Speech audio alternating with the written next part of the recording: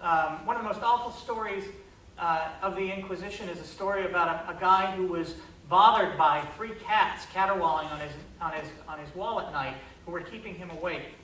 And so he decided to hide out there one night with a club of some kind. And then when the cats came, he went at them, and he got one on the leg. The other 2 got away. So guess what they did the next morning? They went out to the village and looked for someone with a bad leg. And sure enough, they found it, an old woman who looked like the classic witch. And they took her in and they tortured her. They made her confess that 2 of her other friends were with her. They came in and were tortured. She was sentenced to burn, but she died of her injuries that night.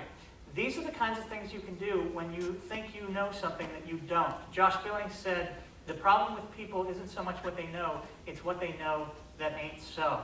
And that's what I'd like us all to be able to do at some point in the future. Just say, I don't know. I don't know. But let's try to figure it out. Thank you very much. I've had a great time.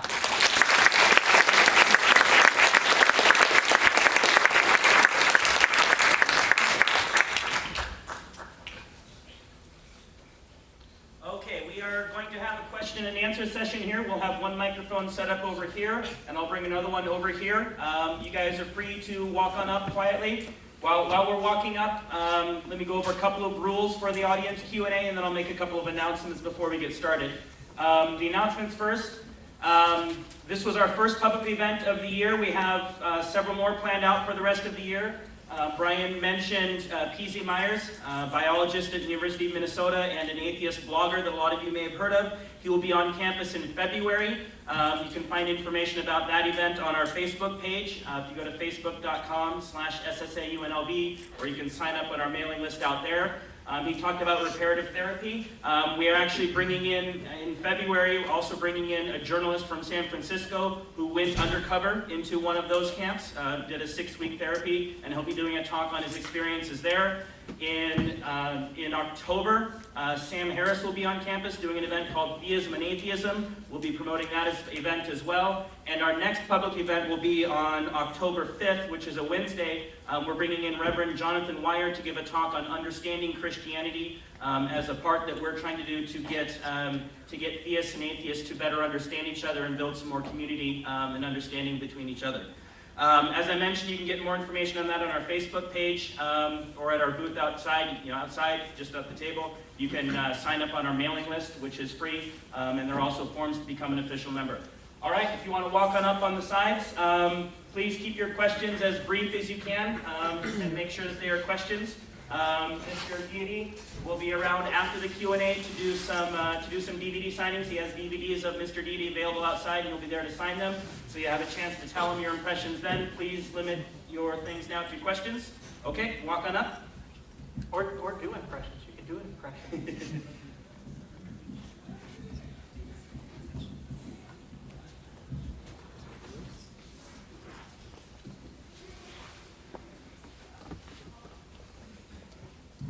Extreme right and left.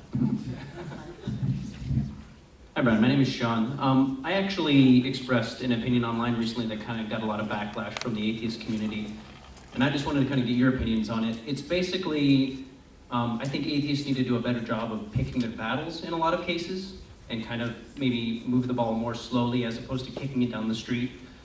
In particular, what kicked off my opinion here was the World Trade Center Cross Memorial, and how it's, especially David Silverman, you were talking about him earlier, but I thought he was kind of abrasive and smug in all of his interviews on the World Trade Center Cross, and it didn't really get us any de-converts, so to speak. So I just wanted to kind of get your opinion on that.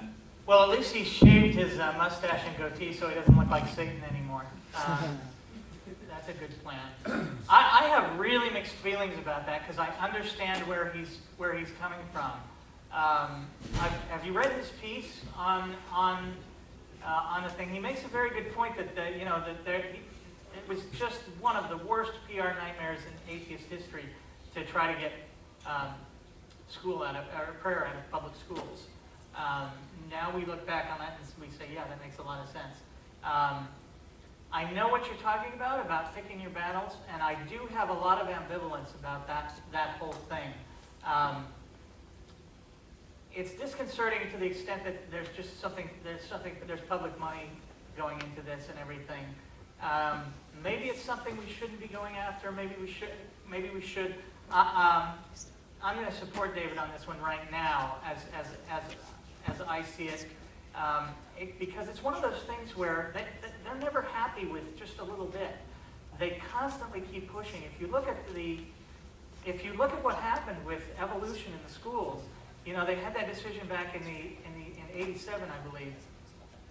They got rid of creationism, and basically, if you know anything about the Dover case, what they did was they literally took their textbook and rewrote it they didn't even rewrite it. I'm sorry. What they did was they did a search and replace with the word creationism to intelligent design.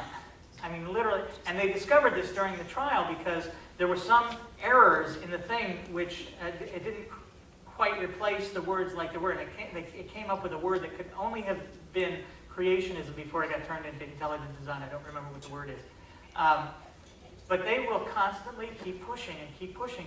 And if you give them an inch, if you slack off an inch on that separation of church and state, if you allow them to take out one of the bricks, they will keep going for more bricks. So it's tough. I also have kind of this philosophy in my head. You know, you got Phil Plait a couple years ago at TAM giving the "Don't be a dick" speech, and I say, Phil, don't be a dick. Sometimes you need to be a dick. There are times you need to be a dick. There are times you need to be pleasant and cooperative. It took Martin Luther King and it took Malcolm X to get civil rights moving forward here. They both had a role to play, and sometimes you got to pick your battles, but sometimes let them do this battle and let them do the other battle. So I don't have a big problem with what David's doing. There's probably a little bit of it is the fact that I know him and I know his motives, and I know that there's good behind it. I'm not saying we should judge motives because that's an awful way to go in life, but I'm not disagreeing with the core principles. Right. Trying to get across. I'm not disagreeing with like how smug. He knows that it's a PR nightmare. He knows it. He absolutely knows this is a PR nightmare. But his position is some things have to be done, whether they're a PR nightmare or not. And I agree, it's a lot of bad publicity, and we look like a bunch of twits who are nitpicking at little things. But the little things do, in the end, matter in the long run. Aristotle said a small error in the beginning leads to large errors in the end. If you're off by a degree and you're going this way, you're going to, 100 miles out, you're going to be over here instead of where you wanted to be. So, yeah. Could you just clarify what the differences between being an atheist and agnostic was? Well, people call it soft atheism and hard atheism.